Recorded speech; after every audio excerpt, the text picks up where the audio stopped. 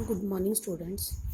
Students, today we will start a next topic, which is types of company.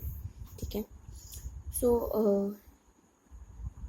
company means कि company ਦੀ ਇੱਕ separate legal NTT ਹੁੰਦੀ ਹੈ ਔਰ India company act 2030 ਦੇ according ਕੀ ਹੈ ਕਿ ਕੰਪਨੀ ਆਪਣੀ ਐਗਜ਼ਿਸਟੈਂਸ ਦੇ ਵਿੱਚ ਆਉਂਦੀ ਹੈ.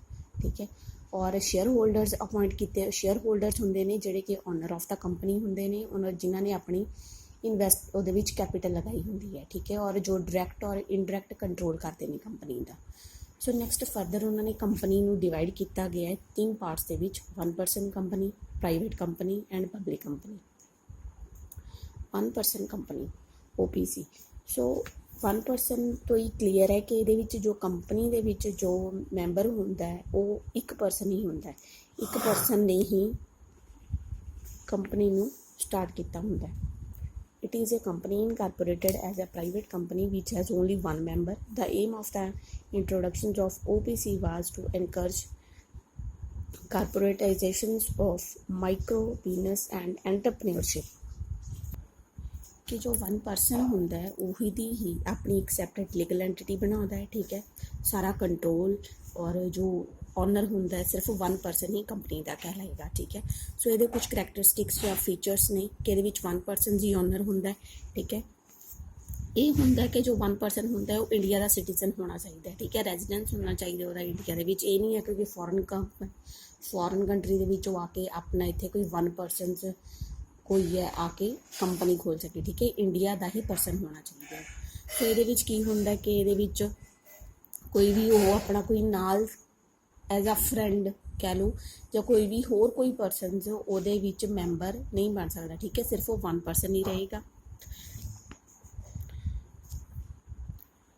ਨੋਮਨੀ ਵਗੈਰਾ ਵੀ ਐਜ਼ ਆ ਪੁਆਇੰਟ ਨਹੀਂ ਕੀਤੇ ਜਾਂਦੇ. ਠੀਕ ਹੈ. ਔਰ ਇਹ ਨਹੀਂ ਹੈ ਕਿ ਕੋਈ OPC 1% ਜੋ ਹੋਏਗਾ ਉਹ ਦੋ ਕੰਪਨੀ ਦੇ ਵਿੱਚ ਪਾਰਟੀਸਪੇਟ ਕਰੀ ਜਾਏਗਾ ਕਿ ਇੱਕ ਕੰਪਨੀ ਉਹਨੇ ਖੁਦ ਖੋਲ੍ਹੀ ਹੈ ਔਰ ਇੱਕ ਦੂਸਰੀ ਹੋਰ ਕਿਸੇ ਕੰਪਨੀ ਦੇ ਵਿੱਚ ਵੀ OPC ਦੇ ਤੌਰ 'ਤੇ ਉਹਨੇ ਇੱਕ ਕੰਪਨੀ ਸਟਾਰਟ ਕਰ ਲਈ ਹੈ. ਠੀਕ ਹੈ. ਸਿਰਫ ਇੱਕ ਕੰਪਨੀ ਹੀ ਉਹ ਜੋ ਹੈ ਉਹਦੀ ਐਂਟੀਟੀ ਨੂੰ ਐਗਜ਼ਿਸਟੈਂਸ ਕਰ ਸਕਦਾ ਹੈ, ਸਿਰਫ 1%. ਨੈਕਸਟ ਹੈ ਕਿ ਇਹਦੇ ਵਿੱਚ ਇਹ ਨਹੀਂ ਹੈ ਕਿ ਕੋਈ ਮਾਈਨਰ ਮੈਂਬਰ ਕੋਈ ਕੰਪਨੀ ਦਾ ਮੈਂਬਰ ਬਣ ਸਕਦਾ ਹੈ. ਠੀਕ ਹੈ. ਜਾਂ ਉਹ ਓਪਨ ਕਰ ਸਕਦਾ ਹੈ. ਸੋ ਇਹਦੇ ਵਿੱਚ ਉਹ ਆਪਣੀ ਕੋਈ ਕੰਪਨੀ ਕੈਨੋਟ ਬੀ ਇਨਕਾਰਪੋਰੇਟਡ ਔਰ converted into company under section 8 company. ਕੋਈ ਵੀ ਕੰਪਨੀ ਨੂੰ ਆਪਣੀ ਨੂੰ ਉਹ 1% ਕੰਪਨੀ ਨੂੰ ਕਨਵਰਟ ਵੀ ਨਹੀਂ ਕਰ ਸਕਦਾ. ਠੀਕ ਹੈ. ਔਰ ਨੋਨ ਬੈਂਕਿੰਗ ਜੋ ਫਾਈਨੈਂਸ਼ੀਅਲ ਇਨਵੈਸਟਮੈਂਟਸ ਹੁੰਦੀਆਂ ਨੇ ਐਕਟੀਵਿਟੀ ਉਹ ਵੀ ਨਹੀਂ ਕਰ ਸਕਦਾ. OPC ਨਹੀਂ ਕਰ ਸਕਦੀ. ਠੀਕ ਹੈ. ਔਰ ਅਗਰ no such company can convert voluntary into any kind of company unless 2 years have expired from the date of incorporation of 1% company. ਸੋ ਅਗਰ ਕੋਈ 1% ਕੰਪਨੀ ਹੈ ਪਹਿਲਾਂ ਉਹਨੂੰ ਐਕਸਪਾਇਰ ਹੋਣ ਲਈ 2 ਸਾਲ ਹੋ ਚੁੱਕੇ ਹੋਣੇ ਚਾਹੀਦੇ ਆ. ਉਸ ਤੋਂ ਬਾਅਦ ਹੀ ਉਹ ਕੋਈ ਆਪਣੀ ਹੋਰ ਕੋਈ ਕੰਪਨੀ ਐਜ਼ ਆ ਲੀਗਲ ਤੌਰ 'ਤੇ ਸਟਾਰਟ ਕਰ ਸਕਦਾ ਹੈ. ਠੀਕ ਹੈ. ਅਦਰਵਾਈਜ਼ ਉਹਨਾਂ ਨੇ ਕਿਹਾ ਕਿ ਜਾਂ ਤਾਂ ਉਹਦੇ ਕੋਲ 50 ਲੱਖ ਰੁਪੀਜ਼ ਜਿਹੜੀ ਹੈ ਉਹਦੇ ਵਿੱਚ ਆਪਣੀ ਸ਼ੇਅਰ ਕੈਪੀਟਲ ਲਗਾਈ ਹੋਣੀ ਚਾਹੀਦੀ ਹੈ ਜਾਂ ਫਿਰ ਕੀ ਹੋਣਾ ਚਾਹੀਦਾ ਕਿ ਉਹਦੀ ਜੋ ਟਰਨਓਵਰ ਹੁੰਦੀ ਹੈ ਪਰ ਐਨੂਅਲ ਉਹ 2 ਕਰੋੜ ਰੁਪਈਜ਼ ਹੋਣੀ ਚਾਹੀਦੀ ਹੈ. ਠੀਕ ਹੈ. ਫਿਰ ਹੀ ਉਹ ਕੀ ਕਰ ਸਕਦਾ ਹੈ ਕਿ ਆਪਣੀ ਕੰਪਨੀ ਨੂੰ ਬੰਦ ਕਰਕੇ ਦੂਸਰੀ ਕੰਪਨੀ ਦੇ ਵਿੱਚ ਕਨਵਰਟ ਹੋ ਸਕਦਾ ਹੈ. ਠੀਕ ਹੈ. So 1% company shall be mentioned in brackets below the name of the such company. ਸੋ ਕੋਈ ਵੀ ਪਰਸਨ ਹੈ ਜੋ ਕੰਪਨੀ ਖੋਲ੍ਹੇਗਾ ਉਹਨੂੰ 1% ਕੰਪਨੀ ਐਜ਼ ਅ ਬ੍ਰੈਕਟ ਦੇ ਵਿੱਚ ਸ਼ੋਅ ਕਰਨਾ ਹੀ ਪਏਗਾ. ਠੀਕ ਹੈ. ਸੋ ਕਲੀਅਰ ਹੁੰਦਾ ਹੈ ਕਿ 1% ਕੰਪਨੀ ਦੇ ਵਿੱਚ ਸਿਰਫ ਇੱਕ ਓਨਰ ਹੁੰਦਾ ਹੈ ਜਿਹੜਾ ਕਿ ਉਹਦੀ ਸਾਰੀ ਕੰਟਰੋਲ ਰਿਸਪੋਂਸੀਬਿਲਿਟੀਜ਼ ਹੁੰਦੀਆਂ ਨੇ. ਠੀਕ ਹੈ. ਔਰ ਇੱਕਦਮ ਜਾਂ ਉਹ ਕਿਸੇ ਦੂਸਰੀ ਕੰਪਨੀ ਦੇ ਵਿੱਚ ਇੰਨੀ ਜਲਦੀ ਕਨਵਰਟ ਨਹੀਂ ਹੋ ਸਕਦਾ ਆਪਣੀ ਕੰਪਨੀ ਨੂੰ ਬੰਦ ਕਰਕੇ. ਠੀਕ ਹੈ. ਨੈਕਸਟ ਹੈ ਪ੍ਰਾਈਵੇਟ ਕੰਪਨੀ. ਸੋ ਪ੍ਰਾਈਵੇਟ ਕੰਪਨੀ ਕੀ ਹੋਏਗੀ ਕਿ ਇਹਦੇ ਵਿੱਚ ਕੋਈ ਵੀ ਮੈਂਬਰਸ ਨੇ ਉਹ ਆਪਣੇ ਸ਼ੇਅਰਸ ਨੂੰ ਟ੍ਰਾਂਸਫਰ ਈਜ਼ਲੀ ਨਹੀਂ ਕਰ ਸਕਦੇ. ਇਹਦੇ ਵਿੱਚ ਜੋ ਮਿਨੀਮਮ ਮੈਂਬਰਸ ਹੁੰਦੇ ਹੈ ਉਹ 2 ਕੰਸੀਡਰ ਕੀਤੇ ਗਏ ਹੈ ਐਜ਼ ਪਰ ਦਾ ਕੰਪਨੀ ਐਕਟ 2013 ਔਰ ਮੈਕਸੀਮਮ ਮੈਂਬਰ ਹੁੰਦੇ ਹੈ ਉਹ 200 ਮੈਂਬਰਸ ਹੁੰਦੇ ਹੈ. ਠੀਕ ਹੈ. ਔਰ ਇਹ ਆਪਣੇ ਪਬਲਿਕ ਨੂੰ ਈਜ਼ਲੀ ਸ਼ੇਅਰ ਨੇ ਜਿਹੜੇ ਉਹ ਸੈੱਲ ਨਹੀਂ ਕਰ ਸਕਦੇ. ਔਰ ਇਹਨਾਂ ਦੇ ਵਿੱਚ ਹਰ ਇੱਕ ਜੋ ਮੈਂਬਰ ਹੋਏਗਾ ਸ਼ੇਅਰ ਹੋਲਡਰ ਹੋਏਗਾ ਉਹਨਾਂ ਨੂੰ ਮਿਨੀਮਮ ਆਪਣੀ ਜੋ ਪੇਡ ਅਪ ਕੈਪੀਟਲ ਆ ਉਹ 1 ਲੱਖ ਰੁਪੀਜ਼ ਲੈ ਕੇ ਆਉਣੀ ਪਏਗੀ ਜਦੋਂ ਕੰਪਨੀ ਸਟਾਰਟ ਕੀਤੀ ਜਾਂਦੀ ਹੈ. ਠੀਕ. ਨੈਕਸਟ ਹੈ ਪਬਲਿਕ ਕੰਪਨੀ। ਪਬਲਿਕ ਕੰਪਨੀ ਕੀ ਹੁੰਦੀ ਹੈ ਕਿ ਇਹਦੇ ਵਿੱਚ ਗਵਰਨਮੈਂਟ ਰੋਲ ਪਲੇ ਕਰਦੀ ਹੈ ਔਰ ਇਹਦੇ ਵਿੱਚ minimum paid up capital 5 lakh rupees ਤੋਂ ਸਟਾਰਟ ਹੁੰਦੀ ਹੈ। ਮਿਨੀਮਮ ਮੈਂਬਰਸ ਇਹਦੇ ਵਿੱਚ 7 ਹੁੰਦੇ ਹੈ ਔਰ ਮੈਕਸਿਮਮ ਮੈਂਬਰਸ ਇਹਦੇ ਵਿੱਚ ਕੋਈ ਵੀ ਲਿਮਿਟ ਨਹੀਂ ਹੁੰਦੀ, ਠੀਕ ਹੈ। ਔਰ ਇਹ ਆਪਣੇ ਈਜ਼ੀਲੀ ਸ਼ੇਅਰਸ ਨੂੰ ਕਨਵਰਟ ਕਰ ਸਕਦੇ ਹੈ ਔਰ ਪਬਲਿਕ ਦੇ ਵਿੱਚ ਇਹਨਾਂ ਨੇ ਆਪਣੀਆਂ ਜੋ ਕੰਪਨੀ ਦੇ ਜੋ ਇਹਨਾਂ ਦੇ ਰੋਲਸ ਹੁੰਦੇ ਹੈ ਜਾਂ ਕੰਪਨੀ ਨੂੰ ਕਹਿ ਲਓ ਗੋਲਸ ਇਹਨਾਂ ਨੇ ਜੋ ਡਿਸਾਈਡ ਕੀਤੇ ਹੁੰਦੇ ਨੇ ਪਬਲਿਕ ਨੂੰ ਇਹਨਾਂ ਨੇ ਮੈਂਸ਼ਨ ਕਰਨੇ ਹੁੰਦੇ ਨੇ। ਪਬਲਿਕ ਦੇ ਵਿੱਚ ਇਹ ਈਜ਼ੀਲੀ ਸ਼ੋ ਕਰ ਸਕਦੇ ਆ ਕਿ ਇਹਨਾਂ ਨੇ ਕੀ ਗੋਲ ਡਿਸਾਈਡ ਕੀਤੇ ਹੋਏ ਹੈ। Clear. Next is choice of a form of business organisation. ਹੁਣ ਇਹ ਕਿਹਾ ਗਿਆ ਕਿ ਸੋਲ ਪ੍ਰੋਪਰਾਈਟਰਸ਼ਿਪ ਵੀ ਹੁੰਦੀ ਹੈ, ਪਾਰਟਨਰਸ਼ਿਪ ਵੀ ਹੁੰਦੀ ਹੈ, ਕੋਆਪਰੇਟਿਵ ਸੁਸਾਇਟੀਜ਼ ਹੁੰਦੀਆਂ ਨੇ, ਕੰਪਨੀਜ਼ ਹੁੰਦੀਆਂ ਨੇ। ਸੋ ਪਰਸਨ ਕੀ ਡਿਸਾਈਡ ਕਰੇ ਕਿ ਉਹਨੂੰ ਕਿਸ ਤਰ੍ਹਾਂ ਦਾ ਬਿਜ਼ਨਸ ਸਟਾਰਟ ਕਰਨਾ ਚਾਹੀਦਾ ਹੈ। ਸੋ ਇਹ ਉਹਦੀ ਇਨਵੈਸਟਮੈਂਟ ਦੇ ਅਕੋਰਡਿੰਗ ਡਿਸਾਈਡ ਹੋਏਗਾ, ਉਹਦੇ ਗੋਲਸ ਦੇ ਅਕੋਰਡਿੰਗ ਡਿਸਾਈਡ ਹੋਏਗਾ, ਠੀਕ ਹੈ। ਉਹ ਕਿੰਨਾ ਕੁ ਉਹਦੇ ਵਿੱਚ ਮੈਂਬਰਸ ਆ ਰਹੇ ਨੇ ਉਹਨਾਂ ਦੇ ਅਕੋਰਡਿੰਗ ਇਹ ਡਿਸਾਈਡ ਕੀਤਾ ਜਾਂਦਾ ਹੈ ਕਿ ਕਿਸ ਤਰ੍ਹਾਂ ਦਾ ਬਿਜ਼ਨਸ ਕਿਸੇ ਪਰਸਨ ਨੇ ਸਟਾਰਟ ਕਰਨਾ ਹੈ। ਫਸਟ ਹੈ ਇਹਦੇ ਵਿੱਚ cost and ease in setting up in organisation. So ਇਹਦੇ ਵਿੱਚ ਸੈਟਅਪ ਦੇ ਅਕੋਰਡਿੰਗ ਡਿਸਾਈਡ ਕੀਤਾ ਜਾਂਦਾ। ਸਾਨੂੰ ਪਤਾ ਹੈ ਕਿ ਸੋਲ ਪ੍ਰੋਪਰਾਈਟਰਸ਼ਿਪ ਵਿੱਚ ਸਿਰਫ 1% ਹੁੰਦਾ ਹੈ, ਠੀਕ ਹੈ। ਕੋਆਪਰੇਟਿਵਸ ਜਿਹੜੀਆਂ ਸੁਸਾਇਟੀਜ਼ ਹੁੰਦੀਆਂ ਨੇ ਉਹਨਾਂ ਦੇ ਵਿੱਚ ਕੁਝ ਮੈਂਬਰਸ ਮਿਲ ਕੇ ਵੈਲਫੇਅਰ ਲਈ ਕੰਮ ਕਰਦੀਆਂ ਨੇ, ਠੀਕ ਹੈ। ਕੰਪਨੀ ਦੇ ਵਿੱਚ ਪਬਲਿਕ ਔਰ ਪ੍ਰਾਈਵੇਟ ਕੰਪਨੀ ਦੇ ਅਕੋਰਡਿੰਗ ਜਿਹੜੇ ਨੇ ਕੁਝ ਪਰਸਨਸ ਨੇ ਉਹ ਡਿਸਾਈਡ ਉਹ ਕੰਪਨੀ ਨੂੰ ਸਟਾਰਟ ਕਰਦੇ ਹੈ, ਠੀਕ ਹੈ। ਸੋ ਇਹ ਉਹਦੀ ਨੀਡਸ ਦੇ ਅਕੋਰਡਿੰਗ, ਠੀਕ ਹੈ, ਉਹਦੀਆਂ ਰਿਕੁਆਇਰਮੈਂਟਸ, ਉਹਦੀ ਲੀਗਲ ਫਾਰਮੈਲਿਟੀਜ਼ ਦੇ ਕਾਰਨ ਜਿਹੜਾ ਹੈ ਡਿਸਾਈਡ ਕੀਤਾ ਜਾਂਦਾ ਹੈ ਕਿ ਉਹ ਕਿਸ ਤਰ੍ਹਾਂ ਦਾ ਬਿਜ਼ਨਸ ਨੂੰ ਸਟਾਰਟ ਕਰਨਾ ਪਸੰਦ ਕਰੇਗਾ।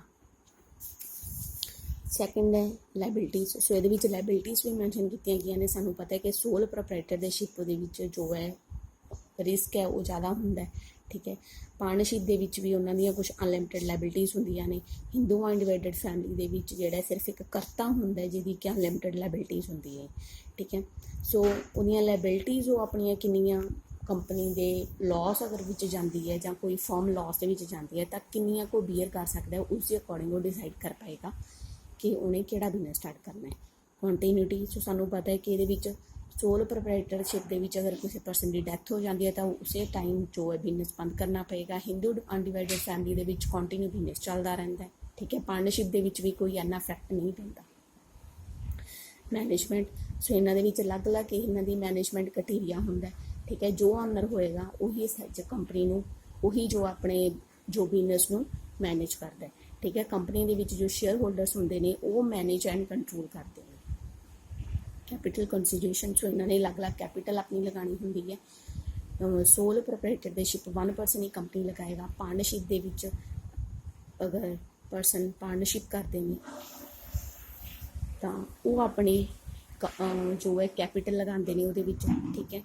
ਕੰਪਨੀ ਦੇ ਵਿੱਚ ਕੀ ਹੁੰਦਾ ਕਿ ਸ਼ੇਅਰਸ ਦੇ ਅਕੋਰਡਿੰਗ ਜਿਹੜੀ ਹੈ ਕੰਪਨੀ ਦੇ ਵਿੱਚ ਇਨਵੈਸਟ ਕੀਤਾ ਜਾਂਦਾ ਹੈ, ਫਿਰ ਉਹ ਸ਼ੇਅਰ ਹੋਲਡਰਸ ਬਣਦੇ ਆ ਕੰਪਨੀ ਦੇ। ਸੋ ਆਪਣੀ ਕੈਪੀਟਲ ਰਿਕੁਆਇਰਮੈਂਟ ਦੇ ਅਕੋਰਡਿੰਗ ਵੀ ਜੋ ਪਰਸਨ ਹੈ ਡਿਸਾਈਡ ਕਰ ਪਾਏਗਾ ਕਿ ਉਹ ਕਿੰਨੀ ਕੁ ਕੈਪੀਟਲ ਲਗਾ ਪਾਏਗਾ ਬਿਜ਼ਨਸ ਦੇ ਵਿੱਚ। Degrees of control. So control ਵੀ ਅਲੱਗ-ਅਲੱਗ ਸੈਪਰੇਟ ਹੀ ਹੁੰਦਾ ਹਰ ਇੱਕ ਬਿਜ਼ਨਸ ਦੇ ਵਿੱਚ, ਠੀਕ ਹੈ। We have already done. So ਉਹਦੇ ਵਿੱਚ ਸਿਰਫ 1% ਦਾ ਹੀ ਕੰਟਰੋਲ ਹੁੰਦਾ, ਠੀਕ ਹੈ। ਪਾਰਟਨਰਸ਼ਿਪ ਦੇ ਵਿੱਚ ਪਾਰਟਨਰਸ ਕੰਟਰੋਲ ਕਰਦੇ ਹੈ, ਕੰਪਨੀ ਦੇ ਵਿੱਚ ਸ਼ੇਅਰ ਹੋਲਡਰਸ ਕੰਟਰੋਲ ਕਰਦੇ ਹੈ। ਸੋ ਕੰਟਰੋਲਿੰਗ ਦੀ ਜੋ ਰਿਕੁਆਇਰਮੈਂਟ ਹੈ ਉਹ ਵੀ ਸੈਪਰੇਟ ਹੁੰਦੀ ਹੈ। ਸੋ nature of business the nature ਵੀ ਹੁੰਦੀ ਹੈ। ਇਹਦੇ ਵਿੱਚ ਰਿਸਕ ਨੂੰ ਮੈਂਸ਼ਨ ਕੀਤਾ ਜਾਂਦਾ ਹੈ, ਐਕਟੀਵਿਟੀਜ਼ ਨੂੰ ਦੱਸਿਆ ਜਾਂਦਾ ਹੈ, ਠੀਕ ਹੈ। ਕਿਵੇਂ ਕੰਟਰੋਲ ਕੀਤਾ ਜਾਂਦਾ ਹੈ ਬਿਜ਼ਨਸ ਦੇ ਵਿੱਚ, ਜੋ ਡਿਸੀਜ਼ਨਸ ਲੈਣੇ ਨੇ ਉਹ ਕਿਵੇਂ ਲਈ ਜਾਂਦੇ ਨੇ। So sole proprietorship, partnership, Hindu undivided family, cooperative societies, company, ਠੀਕ ਹੈ। ਇਹਨਾਂ ਦੇ ਮੀਨਿੰਗ ਆਲਰੇਡੀ ਹੋ ਚੁੱਕੇ ਹੈ। ਸੋ ਉਹਨਾਂ ਦੇ ਵਿੱਚ ਜੋ ਉਹਨਾਂ ਦੀਆਂ ਐਕਟੀਵਿਟੀਜ਼ ਹੁੰਦੀਆਂ ਨੇ, ਜੋ ਉਹਨਾਂ ਨੇ ਕੰਟਰੋਲ ਉਹਨਾਂ ਦਾ ਪ੍ਰੋਸੀਜਰ ਹੁੰਦਾ ਹੈ, ਠੀਕ ਹੈ, ਜੋ ਉਹਨਾਂ ਨੇ ਗੋਲਸ ਡਿਸਾਈਡ ਕੀਤੇ ਹੁੰਦੇ ਨੇ। ਸੋ ਇਹਨਾਂ ਨੂੰ ਅਲੱਗ-ਅਲੱਗ ਸੈਪਰੇਟ ਕੋਈ ਵੀ ਪਰਸਨ ਦੇਖ ਕੇ ਇਹ ਡਿਸਾਈਡ ਕਰੇਗਾ ਕਿ ਉਹ ਕਿਸ ਤਰ੍ਹਾਂ ਦੇ ਬਿਜ਼ਨਸ ਦੇ ਵਿੱਚ ਜਾਣਾ ਚਾਹੁੰਦਾ, ਠੀਕ ਹੈ। ਇਹਦੇ ਵਿੱਚ ਉਹਨਾਂ ਨੇ ਚੁਆਇਸ ਨੂੰ ਵੀ ਮੈਂਸ਼ਨ ਕੀਤਾ ਹੈ ਕਿ ਕੋਈ ਪਰਸਨ ਕਿਸ ਤਰ੍ਹਾਂ ਆਪਣੀ ਚੁਆਇਸ ਕਰੇਗਾ ਕੋਈ ਬਿਜ਼ਨਸ ਨੂੰ ਸਟਾਰਟ ਕਰਨ ਦੇ ਲਈ। ਕਲੀਅਰ।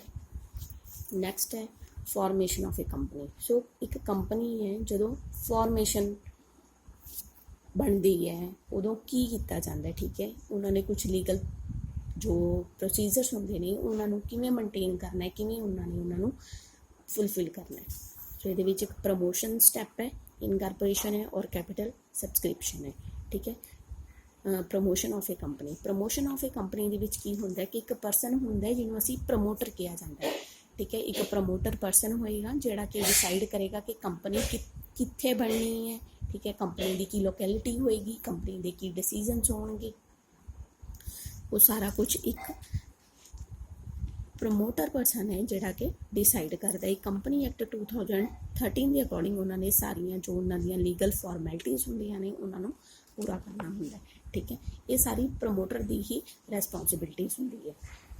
ਜੋ ਕੰਪਨੀ ਦੇ ਅਫੇਅਰਸ ਹੁੰਦੇ ਨੇ, ਕੰਪਨੀ ਨੇ ਜੋ ਆਪਣਾ ਕੰਮ ਕਰਨਾ ਹੁੰਦਾ, ਠੀਕ ਹੈ, ਜੋ ਲੀਗਲ ਐਗਰੀਮੈਂਟ ਸਾਰੇ ਡਿਸਾਈਡ ਕਰਨੇ ਹੁੰਦੇ ਨੇ, ਬੋਰਡ ਆਫ ਡਾਇਰੈਕਟਰਸ ਹੁੰਦੇ ਨੇ ਕੰਪਨੀ ਦੇ ਵਿੱਚ, ਉਹ ਸਾਰਾ ਇੱਕ ਹੀ ਪਰਸਨ ਜਿਹੜਾ ਹੈ ਪ੍ਰਮੋਟਰ ਡਿਸਾਈਡ ਕਰੇਗਾ। Legal position of a promoter, so ਇਹਦੇ ਵਿੱਚ ਉਹਦੀ ਇੱਕ ਸੈਪਰੇਟ ਲੀਗਲ ਪੋਜੀਸ਼ਨਸ ਹੁੰਦੀ ਹੈ, ਠੀਕ ਹੈ। ਉਹਨੇ ਹੀ ਕੰਪਨੀ ਦੇ ਨੇਮ ਨੂੰ ਮੈਂਸ਼ਨ ਕਰਨਾ ਹੁੰਦਾ ਹੈ। ਕੰਪਨੀ ਦੇ ਵਿੱਚ ਬੋਰਡ ਆਫ ਡਾਇਰੈਕਟਰਸ ਕੀ ਉਹਨਾਂ ਨੇ ਜਿਹੜੇ ਅਪੋਇੰਟ ਕਰਨੇ ਹੁੰਦੇ ਨੇ, ਸਾਰਾ ਜੋ ਕੰਟਰੈਕਟ ਹੁੰਦਾ ਹੈ ਕੰਪਨੀ ਦਾ ਉਹ ਵੀ ਉਸ ਪ੍ਰਮੋਟਰ ਦੇ ਦੁਆਰਾ ਹੀ ਡਿਸਾਈਡ ਕੀਤਾ ਜਾਂਦਾ ਹੈ, ਠੀਕ ਹੈ। ਕੰਪਨੀ ਦੇ ਸ਼ੇਅਰਸ ਕਿਵੇਂ ਡਿਸਟਰੀਬਿਊਟ ਕਰਨੇ ਨੇ, ਕੈਪੀਟਲ ਡਿਸਟਰੀਬਿਊਸ਼ਨ ਕਿਵੇਂ ਕਰਨਾ ਹੈ, ਠੀਕ ਹੈ। ਅਲੋਟਮੈਂਟ ਆਫ ਸ਼ੇਅਰਸ ਦੇ ਬਾਰੇ, ਯਾਨੀ ਕਿ ਇਹਦੇ ਵਿੱਚ ਕੰਪਨੀ ਨੂੰ ਬਣਾਉਣ ਤੋਂ ਲੈ ਕੇ, ਠੀਕ ਹੈ, ਐਂਡ ਤੱਕ ਕੰਪਨੀ ਦੇ ਬੋਰਡ ਆਫ ਡਾਇਰੈਕਟਰਸ ਨੂੰ ਅਪੋਇੰਟ ਕਰਨ ਤੱਕ, ਉਸ ਤੋਂ ਬਾਅਦ ਮੈਂਬਰਸ ਸ਼ੇਅਰ ਹੋਲਡਰਸ ਹੋਣ ਤੱਕ, ਕੰਪਨੀ ਦੇ ਡਾਇਰੈਕਟ ਔਰ ਇਨਡਾਇਰੈਕਟ ਕੰਟਰੋਲ ਤੱਕ ਸਾਰਾ ਜੋ ਐਕਟੀਵਿਟੀਜ਼ ਕੀਤੀਆਂ ਜਾਂਦੀਆਂ ਨੇ ਉਹ ਇੱਕ ਪ੍ਰਮੋਟਰ ਕਰਦਾ ਹੈ, ਠੀਕ ਹੈ। ਜਾਣੀ ਕਿ ਫਾਰਮੇਸ਼ਨ ਆਫ ਕੰਪਨੀ ਦੇ ਵਿੱਚ ਇੱਕ ਪ੍ਰਮੋਟਰ ਨੂੰ ਡਿਸਾਈਡ ਕੀਤਾ ਜਾਂਦਾ, ਇੱਕ ਪ੍ਰਮੋਟਰ ਬਣਦਾ ਜਿਹੜਾ ਕਿ ਪੂਰੀ ਫੁਲਫਿਲ ਕਰਦਾ ਕੰਪਨੀ ਦੀਆਂ ਲੀਗਲੀ ਜਿਹੜੀਆਂ ਐਕਟੀਵਿਟੀਜ਼ ਕੀਤੀਆਂ ਜਾਂਦੀਆਂ ਨੇ ਉਹ ਸਾਰੀਆਂ ਪ੍ਰਮੋਟਰ ਦੁਆਰਾ ਕੀਤੀਆਂ ਜਾਂਦੀਆਂ ਨੇ, ਠੀਕ ਹੈ। ਸੋ ਇਹਦੇ ਵਿੱਚ ਆਈਡੈਂਟੀਫਿਕੇਸ਼ਨ ਆਫ ਕੁਛ ਫੰਕਸ਼ਨਸ ਨੇ ਉਹਨਾਂ ਨੇ ਇਹਦੇ ਡਿਸਾਈਡ ਕੀਤੇ ਹੋਏ ਨੇ ਪ੍ਰਮੋਟਰ ਦੇ। ਪਹਿਲਾਂ ਤਾਂ identification of business of opportunity ਕੀਤੀ ਜਾਂਦੀ ਹੈ ਕਿ ਬਿਜ਼ਨਸ ਕਿੱਥੇ ਸਟਾਰਟ ਕਰਨਾ ਹੈ, ਠੀਕ ਹੈ। ਬਿਜ਼ਨਸ ਦੀ ਕੀ ਲੋਕੈਲਿਟੀ ਹੋਏਗੀ ਕੰਪਨੀ ਦੀ, ਠੀਕ ਹੈ। ਕੰਪਨੀ ਨੂੰ ਫੰਡਸ ਅਵੇਲੇਬਲ ਹੋ ਜਾਣ, ਯਾਨੀ ਕਿ ਇਹ ਨਹੀਂ ਹੈ, ਪੂਰੀ ਅਪੋਰਚੁਨਿਟੀ ਪੂਰੀ ਡਿਸਾਈਡ ਕੀਤੀ ਜਾਂਦੀ ਹੈ, ਪੂਰਾ ਡਿਸੀਜ਼ਨ ਲਿਆ ਜਾਂਦਾ ਹੈ ਕਿ ਕਿੱਥੇ ਉਹਦੀ ਲੋਕੈਲਿਟੀ ਹੋਏਗੀ ਕੰਪਨੀ ਦੀ। ਨੈਕਸਟ ਹੈ ਫੀਜ਼ਿਬਿਲਿਟੀ ਸਟੱਡੀਜ਼, ਪੂਰੀ ਸਟੱਡੀ ਕੀਤੀ ਜਾਂਦੀ ਹੈ, ਟੈਕਨੀਕਲ ਸਟੱਡੀ ਕੀਤੀ ਜਾਂਦੀ ਹੈ, ਸਾਨੂੰ ਕਿ ਟੈਕਨੋਲੋਜੀ ਦੇ ਵਿੱਚ ਕੋਈ ਪ੍ਰੋਬਲਮ ਨਾ ਆਏ, ਫਾਈਨੈਂਸ਼ੀਅਲ ਸਾਨੂੰ ਪੂਰੀ ਹੈਲਪ ਮਿਲ ਸਕੇ, ਠੀਕ ਹੈ। ਇਕਨੋਮਿਕ ਹੋਵੇ, ਇਹ ਨਾ ਹੋਵੇ ਕਿ ਉੱਥੇ ਜੋ ਵੀ ਸਾਨੂੰ ਜੋ ਹੈ ਰਿਸਪੌਂਸੀਬਲ ਜਾਂ ਕੁਆਲੀਫਿਕੇਸ਼ਨ ਸਾਨੂੰ ਮੈਂਬਰ ਨਾ ਮਿਲ ਸਕਣ, ਠੀਕ ਹੈ। ਇਹ ਨਾ ਹੋਏ ਕਿ ਉੱਥੇ ਫਾਈਨੈਂਸ਼ੀਅਲ ਪ੍ਰੋਬਲਮ ਹੋਏ, ਸ਼ੇਅਰ ਹੋਲਡਰਸ ਹੀ ਬਣਨ ਨੂੰ ਤਿਆਰ ਨਾ ਹੋਣ। ਸੋ ਇੱਕ ਪ੍ਰੋਪਰ ਲੋਕੈਲਿਟੀ ਦੇਖੀ ਜਾਂਦੀ ਹੈ ਕਿ ਕਿੱਥੇ ਸਾਡੀ ਕੰਪਨੀ ਐਗਜ਼ਿਸਟ ਹੋ ਸਕਦੀ ਹੈ, ਠੀਕ ਹੈ। ਇਹ ਨਹੀਂ ਹੈ ਕਿ ਕਿਸੇ ਇੱਦਾਂ ਦੇ ਏਰੀਏ ਦੇ ਵਿੱਚ ਕੰਪਨੀ ਨੂੰ ਸਟਾਰਟ ਕੀਤਾ ਜਾਏ ਜਿੱਥੇ ਕਿ ਮੈਂਬਰਸ ਹੀ ਨਾ ਬਣ ਸਕਣ, ਸ਼ੇਅਰ ਹੋਲਡਰਸ ਹੀ ਨਾ ਬਣ ਸਕਣ, ਉਹਨਾਂ ਦੇ ਕੋਲ ਪੈਸਾ ਹੀ ਨਾ ਹੋਵੇ। ਸੋ ਪੂਰਾ ਪ੍ਰੋਪਰ ਇਹ ਧਿਆਨ ਰੱਖਿਆ ਜਾਂਦਾ ਕਿ ਕੰਪਨੀ ਕਿਸ ਤਰ੍ਹਾਂ ਆਪਣੀ ਟੈਕਨੀਕਲ, ਫਾਈਨੈਂਸ਼ੀਅਲ ਅਤੇ ਇਕਨੋਮਿਕ ਪ੍ਰੋਬਲਮ ਉਹਨੂੰ ਫੇਸ ਨਾ ਕਰਨੀ ਪਏ, ਠੀਕ ਹੈ। ਨੇਮ ਇਹ ਡਿਸਾਈਡ ਕੀਤਾ ਜਾਂਦਾ ਕਿ ਕੰਪਨੀ ਦਾ ਜੋ ਨੇਮ ਹੋਏਗਾ ਕਿਸੇ ਹੋਰ ਕੰਪਨੀ ਦੇ ਨਾਲ ਉਹਦੀ ਐਗਜ਼ਿਸਟੈਂਸ ਨਾ ਹੋ ਜਾਏ, ਠੀਕ ਹੈ। ਸੈਪਰੇਟ ਜਿਹਾ ਨੇਮ ਉਹ ਡਿਸਾਈਡ ਕੀਤਾ ਜਾਂਦਾ। Fixing up signatory memorandum of associations ਤਿਆਰ ਕੀਤੇ ਜਾਂਦੇ ਨੇ ਜਿਹਦੇ ਵਿੱਚ ਕਿ ਫੁੱਲ ਡਾਕੂਮੈਂਟ ਪ੍ਰੋਸੀਜਰ ਹੁੰਦਾ ਕੰਪਨੀ ਦਾ, ਠੀਕ ਹੈ। ਇਹ ਵੀ ਪ੍ਰਮੋਟਰ ਤਿਆਰ ਕਰਦਾ। Appointment of professionals, board of directors, shareholders, ਇਹ ਸਾਰੇ ਪ੍ਰਮੋਟਰ ਹੀ ਅਪੁਆਇੰਟ ਕਰਦਾ ਹੈ, ਠੀਕ ਹੈ। ਔਰ ਜੋ ਨੈਸੈਸਰੀ ਡਾਕੂਮੈਂਟਸ ਨੂੰ ਪ੍ਰਪੇਅਰ ਕਰਨਾ ਹੁੰਦਾ, ਚਾਹੇ ਉਹ ਆਰਟੀਕਲ ਆਫ ਐਸੋਸੀਏਸ਼ਨ ਹੋਏ, ਮੈਮੋਰੈਂਡਮ ਆਫ ਐਸੋਸੀਏਸ਼ਨ ਹੋਏ, ਇਹ ਸਾਰਾ ਪ੍ਰਮੋਟਰ ਹੀ ਡਿਸਾਈਡ ਕਰੇਗਾ, ਠੀਕ। ਨੈਕਸਟ ਹੈ ਇੰਪੋਰਟੈਂਟ ਡਾਕੂਮੈਂਟ ਰਿਕੁਆਇਰਡ। ਸੋ ਕੀ ਡਾਕੂਮੈਂਟਸ ਰਿਕੁਆਇਰਡ ਹੁੰਦੇ ਨੇ ਕੰਪਨੀ ਦੀ ਫਾਰਮੇਸ਼ਨਸ ਦੇ। ਮੈਮੋਰੈਂਡਮ ਆਫ ਐਸੋਸੀਏਸ਼ਨ ਜਿਹਦੇ ਵਿੱਚ ਕਿ ਸਾਰਾ ਲੀਗਲੀ ਪ੍ਰੋਸੀਜਰ ਹੁੰਦਾ ਕਿ ਕੀ ਕੰਪਨੀ ਦੇ ਗੋਲਸ ਹੁੰਦੇ ਨੇ, ਕੀ ਕੰਪਨੀ ਨੇ ਐਕਟੀਵਿਟੀਜ਼ ਕਰਨੀਆਂ ਨੇ, ਠੀਕ ਹੈ। ਕੀ ਕੰਪਨੀ ਦੇ ਕੀ ਕੰਪਨੀ ਆਪਣੇ ਡਿਸੀਜ਼ਨਸ ਲਏਗੀ, ਉਹ ਸਾਰੇ ਮੈਮੋਰੈਂਡਮ ਆਫ ਐਸੋਸੀਏਸ਼ਨਸ ਦੇ ਵਿੱਚ ਹੁੰਦੇ ਨੇ। Article of associations,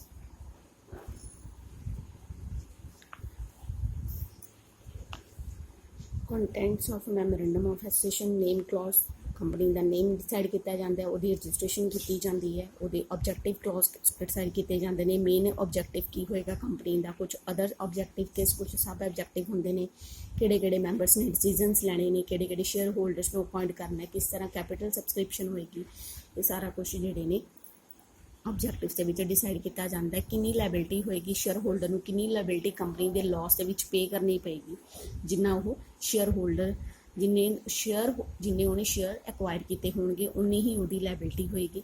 capital clause ਹੈ ਕਿ ਕਿੰਨੀ ਉਹਨੇ ਆਪਣੀ ਕੈਪੀਟਲ ਲੈ ਕੇ ਆਉਣੀ ਹੈ ਕੰਪਨੀ ਦੇ ਵਿੱਚ, ਠੀਕ ਹੈ। ਜਿੰਨੀ ਕੈਪੀਟਲ ਨੂੰ ਕਿਸ ਪਾਰਟਸ ਦੇ ਵਿੱਚ ਉਹਨਾਂ ਨੇ ਡਿਵਾਈਡ ਕਰਨਾ ਹੈ, ਇਹ ਸਾਰਾ ਕੁਝ ਕੈਪੀਟਲ ਕਲੌਜ਼ ਦੇ ਵਿੱਚ ਡਿਸਾਈਡ ਕੀਤਾ ਜਾਂਦਾ ਹੈ। ਠੀਕ ਹੈ, ਉਸ ਤੋਂ ਬਾਅਦ ਐਸੋਸੀਏਸ਼ਨ ਕਲੌਜ਼ ਦੇ ਵਿੱਚ ਕੀ ਹੁੰਦਾ ਕਿ ਜੋ ਮੈਂਬਰਸ ਹੁੰਦੇ ਨੇ ਕੰਪਨੀ ਦੇ ਉਹਨਾਂ ਨੂੰ ਡਿਸਾਈਡ ਕੀਤਾ ਜਾਂਦਾ, ਬੋਰਡ ਆਫ ਡਾਇਰੈਕਟਰ ਨੂੰ ਡਿਸਾਈਡ ਕੀਤਾ ਜਾਂਦਾ। ਸੋ ਸਾਰਾ ਇੱਕ ਐਸੋਸੀਏਸ਼ਨ ਕਲੌਜ਼ ਹੋਏਗਾ ਕਿ ਕਿਸ ਤਰ੍ਹਾਂ ਦੇ ਅਸੀਂ ਐਸੋਸੀਏਸ਼ਨਸ ਨੂੰ ਬਣਾਉਣਾ ਹੈ। ਠੀਕ ਹੈ, ਸੋ ਇਹ ਫਾਰਮੇਸ਼ਨ 'ਚ ਤੋਂ ਲੈ ਕੇ ਜੋ ਇੰਪੋਰਟੈਂਟਸ ਡਾਕੂਮੈਂਟਸ ਹੈ ਕਿ ਕਿਸ ਤਰ੍ਹਾਂ ਦੇ ਡਾਕੂਮੈਂਟਸ ਨੇ, ਇਹਨਾਂ ਨੂੰ ਅਲੱਗ-ਅਲੱਗ ਕ੍ਰਾਈਟੇਰੀਆ ਦੇ ਵਿੱਚ ਅਸੀਂ ਮੈਮੋਰੈਂਡਮ ਆਫ ਐਸੋਸੀਏਸ਼ਨਸ ਕੀਤਾ, ਜਿਹਦੇ ਵਿੱਚ ਕਿ ਉਹਨਾਂ ਨੇ ਸਾਰਾ ਕੁਝ ਕਲੀਅਰ ਕੀਤਾ ਕਿ ਕੀ ਕੰਟੈਂਟਸ ਸਾਨੂੰ ਚਾਹੀਦੇ ਨੇ ਕਿਸੇ ਵੀ ਕੰਪਨੀ ਦੀ ਫਾਰਮੇਸ਼ਨਸ ਦੇ ਲਈ। ਠੀਕ ਹੈ, ਔਰ ਉਹਨਾਂ ਦੀ ਜੋ ਡਾਕੂਮੈਂਟਸ ਉਹਨਾਂ ਨੂੰ ਰਿਕੁਆਇਰ ਹੁੰਦੇ ਨੇ ਕੰਪਨੀ ਨੂੰ ਸੈਟਅਪ ਕਰਨ ਦੇ ਲਈ। ਕਲੀਅਰ।